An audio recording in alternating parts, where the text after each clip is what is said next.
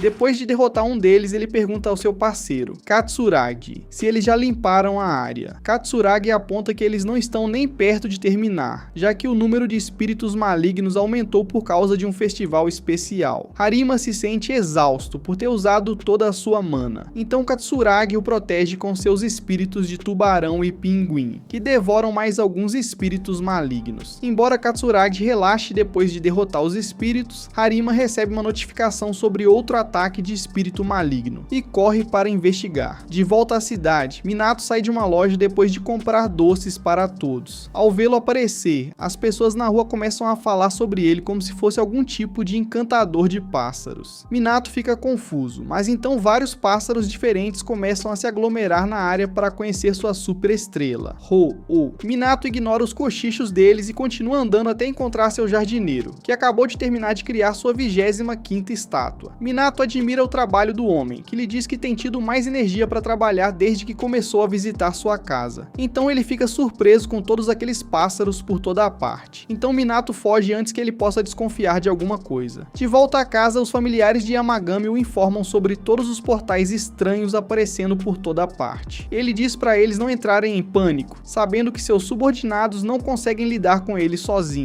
Então Yamagami toma a iniciativa e salta para o céu para ajudá-los a lidar com todos os domínios descontrolados. Ali perto, enquanto Minato se aproxima de casa, ele percebe que todos os pássaros foram embora. De repente, Fujin e Raijin aparecem e dizem para ele voltar para casa o mais rápido possível. Minato se pergunta o motivo. Então eles explicam que os espíritos malignos têm ficado fora de controle ultimamente. Eles também revelam que muitos reinos divinos abandonados começaram a aparecer aleatoriamente, representando um sério perigo para os humanos. Enquanto eles falam, um domínio aparece no céu acima deles. Então Raijin o fulmina até fazê-lo desaparecer. Fujin explica que os reinos divinos podem aparecer em qualquer lugar, seja no céu, no chão ou na água. Eles também alertam Minato para tomar ainda mais cuidado perto dos domínios. Minato se pergunta por quê, então eles apontam que ele já é muito próximo de criaturas míticas como eles. Então os domínios perigosos são mais atraídos por ele. Como Minato vive em um domínio divino e já aproveitou a fonte termal de Yamagami, ele não conseguirá se libertar se for sugado para dentro de um domínio descontrolado. Antes de Minato ir embora, os espíritos também o informam que Yamagami está agindo pessoalmente para destruir os reinos divinos abandonados. Do lado de fora, enquanto Yamagami rastreia os domínios divinos, ele percebe que existem muitos demais para lidar sozinho. Para cuidar de todos eles, ele se separa de seus familiares para cobrir uma área maior. De volta à cidade, Minato encontra um santuário abandonado. Uma voz desconhecida manda ele parar, mas Minato pensa que foi Ho-Oh. Como Ho-Oh diz que não falou nada, Minato ignora o aviso e se aproxima do santuário. De repente, um portal se abre bem na frente dele e começa a sugá-lo para dentro. Minato não consegue resistir à força da sucção, mas Ho-Oh salta para protegê-lo. De repente, ele se transforma de uma galinha vermelha em uma fênix majestosa e solta um grito estridente em direção ao portal. Infelizmente, Ho-Oh é fraco demais para sustentar sua transformação, então ele volta a ser uma galinha e é sugado para dentro do portal junto com Minato. Ao mesmo tempo, Yamagami percebe que a presença de Minato desapareceu. Alguns minutos depois, Minato acorda em um novo reino, mas percebe que a energia daquele reino estrangeiro está fazendo ele passar mal. Ele começa a procurar a saída, mas encontra várias caixas de madeira pelo caminho. Minato se lembra de um conselho de Yamagami, dizendo que um domínio divino reflete a psique de seu criador. Então, se o domínio começa a exibir seus sinais especiais, isso significa que seu criador está se sentindo confortável. Enquanto continua pelo caminho, ele encontra uma pequena fenda. Minato entra na fenda, e a atmosfera muda de pacífica para assustadora. Nas profundezas da caverna escura, Minato encontra uma mulher dormindo com dor, e percebe que ela deve ser a criadora do domínio. De repente, a mulher se levanta e começa a reclamar do ar abafado lá dentro. Apesar de saber que precisa arejar a própria casa, ela sente preguiça demais para se levantar e realmente limpá-la. Minato pergunta à mulher se ela é a criadora, e ela faz que sim com a cabeça. Ela se pergunta por que Minato está visitando-a com uma criatura tão poderosa. A mulher diz a ele que não o invocou, então Minato explica que acabou sendo sugado aleatoriamente para dentro do domínio dela. A mulher também diz que não abriu a entrada para seu domínio, então Minato informa que vários domínios divinos abandonados têm se aberto em seu mundo. No entanto, a mulher claramente está vivendo em sua casa, então ela se pergunta como ele a encontrou. Então ela se pergunta se o poder em seu selo enfraqueceu, e Minato explica que o santuário dela estava completamente decrépito. Ao ouvir isso, a mulher suspira de tristeza, então ela sente os poderes de Minato e se pergunta se ele consegue usar os poderes de vento de Fujin. Minato fica surpreso por ela conseguir perceber isso, enquanto a mulher fica impressionada que alguém tão reservado quanto Fujin tenha realmente dado seu poder a um humano. Ela sorri e pergunta a Minato se ele pode usar seus poderes de vento para ventilar sua caverna. Minato fica confuso, então ela sugere soprar liberar um pouco de vento lá dentro para arejá-la. Ele concorda em ajudar, mas se pergunta quando foi a última vez que ela a ventilou. Depois de pensar um pouco, a mulher diz a ele que arejou sua caverna pela última vez há mais de 1000 anos. Minato fica chocado com essa deusa reclusa de porão divino, mas evita fazer qualquer comentário. Então a mulher se deita de novo depois de dizer a ele para cuidar de tudo. Minato pergunta se ela vai deixá-lo sair assim que ele limpar o lugar, e a mulher concorda. No entanto, ela se sente ofendida por ele ter perguntado isso e se pergunta se ele a considera algum tipo de pessoa pouco séria. Minato aponta o estado terrível da caverna dela, então a mulher aponta um dedo e abre um portal ali perto. Ela diz a ele para jogar qualquer caixa de madeira velha pelo portal, então Minato concorda e levanta as caixas. Em seguida, ele começa a soprar todas elas para dentro do portal. Observando-o trabalhar, a mulher fica impressionada com as habilidades de Minato. Fora do domínio, os 3 furões de Yamagami continuam derrubando mais domínios divinos. Depois que eles eliminam mais alguns, Yamagami aparece e pede uma atualização. Os furões explicam que eliminaram todos os domínios divinos da área, então Yamagami diz que está na hora de salvar Minato. Eles se perguntam o que aconteceu com ele e descobrem que Minato ficou preso em um domínio aleatório. Ao se lembrarem do grito de Ho-Oh mais cedo, os furões concluem que Minato deve ter sido sequestrado. De repente, mais domínios divinos aparecem novamente no céu. Fujin e Raijin surgem como reforços. Então Yamagami ordena que seus familiares vão ajudar Minato. Depois que eles partem, Yamagami ruge com uma explosão de poder, que destrói os novos domínios. Impressionados com seu poder, os 2 espíritos elogiam Yamagami. Eles se perguntam se ele consegue fazer sua montanha entrar em erupção no auge de sua força. Mas ele os lembra que a última erupção foi há mais de 1500 anos. De volta ao domínio divino, Minato termina de limpar a caverna da deusa preguiçosa. Quando acaba, ele pede para ela verificar se o cômodo ficou bom. Quando a deusa abre os olhos, fica surpresa ao ver tudo limpo. No entanto, ela ainda acha que o ar está um pouco abafado. Para resolver isso, Minato tira algumas folhas do bolso. A deusa se pergunta o que são, então ele explica que elas vêm da árvore sagrada de seu jardim. Então Minato faz as folhas voarem pelo ar, e elas imediatamente limpam todo o miasma sombrio dali. Ao ver isso, a deusa fica impressionada com suas habilidades mais uma vez. Minato explica que as folhas de Kusunoki carregam grande poder, por isso as leva consigo para todos os lugares. Por fim, a deusa se levanta e agradece Minato mais uma vez pelo trabalho bem feito. Ela pergunta se ele pode lhe dar mais algumas folhas de Kusunoki, então Minato lhe entrega uma. A deusa pega a folha, aprecia sua fragrância e oferece conceder a Minato seu próprio poder como agradecimento. Ela aponta para a cabeça dele, transferindo um poder estranho para dentro do corpo de Minato. Ele se pergunta o que ela fez, então a deusa explica que lhe deu um poder de selamento. Minato pergunta o que ele pode selar agora, então ela explica que ele pode selar todos os tipos de coisas invisíveis. Ela revela que ele pode até selar emoções, arrependimentos e outros poderes sobrenaturais em qualquer coisa que quiser. Finalmente, Minato percebe por que ela tinha tantas caixas em seu domínio. A deusa confirma com a cabeça, explicando que todas as caixas que ela tinha continham sonhos não realizados, arrependimentos, poderes e outros fardos das pessoas. Então ela diz a ele que não precisa selar coisas em caixas. Ela diz a Minato que ele pode usar qualquer coisa que quiser, antes de dizer que é totalmente opcional para ele usar seus poderes. Ela o avisa que, a menos que ele treine para usar seu poder por vontade própria, ele só será ativado sob as condições certas. Depois de explicar isso, ela se deita novamente para dormir. Minato entra em pânico e lembra a ela que ainda não lhe mostrou a saída do domínio. No entanto, a deusa já apagou completamente. Minato pensa em acordá-la, mas prefere morrer por educação a atrapalhar seu sono. Felizmente, os furões abrem um portal dentro do domínio, então Minato sai com eles. Do lado de fora, ele agradece por terem salvado sua vida. Os furões pedem desculpas por terem demorado tanto, explicando que estavam lidando com todos os outros domínios divinos aparecendo pela cidade. Minato diz a eles que recebeu um poder de selamento da pessoa dentro do domínio. Ao ouvir a menção de selamento, os furões percebem que a dona daquele domínio é a Materazu. Minato fica chocado, já que a Materazu é uma divindade muito famosa, mas pessoalmente ela parece completamente diferente. Então Minato se pergunta como os furões encontraram sua localização. Eles explicam que rastrearam o grito de Ho-Oh, então Minato faz uma anotação mental para agradecer seu amigo emplumado. No entanto, os furões dizem que ele também deveria agradecer aos espíritos do vento. vento. Minato se pergunta por quê. Então eles explicam que os espíritos do vento os ajudaram a encontrar o domínio de Amaterasu. Eles também perguntam se Minato ouviu alguma voz antes de ser sugado. Então ele percebe que eram os espíritos do vento, o avisando sobre o perigo. Em seguida, os furões pedem que ele se concentre para tentar ouvir os espíritos do vento ao redor deles. Minato fecha os olhos e se concentra bastante, e logo ouve pequenas vozes alegres falando com ele. Agora que consegue ouvir os espíritos do vento, ele agradece a todos por salvarem sua vida. Enquanto isso, em outro lugar, Harima espera do lado de fora de um estabelecimento abandonado. Katsuragi o alcança bem a tempo de ver alguns outros exorcistas passarem. Os outros exorcistas explicam que já purificaram todos os espíritos malignos no local. No entanto, os exorcistas perguntam por que ele está na região deles, já que existe uma regra não dita entre os exorcistas oficiais de permanecer dentro de sua própria jurisdição. Depois de fazerem essa ameaça, os outros exorcistas vão embora. Então Katsuragi diz a Harima que eles são um grupo preguiçoso de exorcistas que cobram taxas absurdas apenas para lidar com casos normais. Ele espera que eles fiquem longe de problemas, enquanto Harima permanece em silêncio. De volta à casa de Minato, ele traz algumas guloseimas para todos os seus companheiros. No entanto, percebe que Yamagami está desaparecido. Depois de procurar ao redor, Minato percebe que Yamagami encolheu de volta para seu tamanho chibi. Yamagami explica que usou poder demais derrotando os domínios, então Minato diz para ele comer logo e recuperar suas forças. Observando o pequeno lobo comer, Minato pensa que ele parece muito fofo, mas Yamagami o avisa de brincadeira para não brincar com ele. Alguns dias depois, Minato está relaxando na casa, se perguntando quando Ho-Oh vai acordar. Desde que o passarinho usou todo o seu poder para resistir à atração do domínio abandonado, ele caiu em um sono profundo depois de perder todos os seus poderes. Yamagami tranquiliza Minato, dizendo que ele logo vai acordar, pois uma fênix como Ho-Oh é muito mais resistente do que ele consegue imaginar. Minato se sente aliviado e então pega uma caixa para praticar sua magia de selamento. Yamagami fica curioso sobre o que ele está fazendo. Então Minato explica que está tentando dominar os poderes de Amaterasu. Ele revela que quer selar seus poderes de exorcista em novos objetos, para ajudar Harima a lutar contra fantasmas mais fortes. Yamagami se interessa pelos experimentos de Minato, mas observa que todos os seus poderes estão vazando da caixa. Então ele diz a Minato que precisa ter uma imagem clara da coisa que está tentando selar, mas Minato acaba rindo dele. Mas alguns dias se passam e Minato reclama com Yamagami que sua casa foi rejeitada por mais um cliente interessado. Ele enumera todos os pontos fortes da bela casa, se perguntando por que uma residência bem construída no interior tranquilo, com jardim, seria rejeitada no último momento por todos os compradores. Embora Yamagami saiba o motivo, ele permanece em silêncio diante de Minato. Então ele observa que é primavera, por isso usa seu poder mágico para plantar lindas cerejeiras por todo o jardim de Minato. Ao ver as belas árvores rosadas, Minato se pergunta como Yamagami consegue plantá-las instantaneamente. Yamagami explica que usa os olhos para lançar a magia de transformação, mas Minato se distrai com o fato de que isso também transformou Yamagami de volta ao seu tamanho minúsculo. Então ele pensa nas palavras de Yamagami, percebendo que uma pessoa deve lançar sua magia da maneira que for mais fácil para ela, assim como Yamagami acha mais fácil usar os olhos. Isso dá a Minato a ideia de selar seus poderes de exorcismo em suas anotações, como sempre fez. Enquanto ele trabalha em seu bloco de notas, os pássaros do lado de fora cantam uma canção adorável.